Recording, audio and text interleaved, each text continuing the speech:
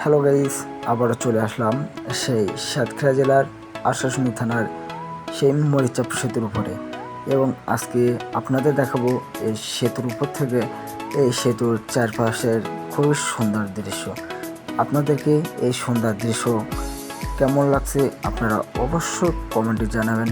আপনাদের যদি ভালো লেগে থাকে তাহলে আমার ফেসবুক পেজটি ফলো দিবেন এবং এই ভিডিওটি লাইক শেয়ার কমেন্ট করুন এবং আমার সাথে থাকুন।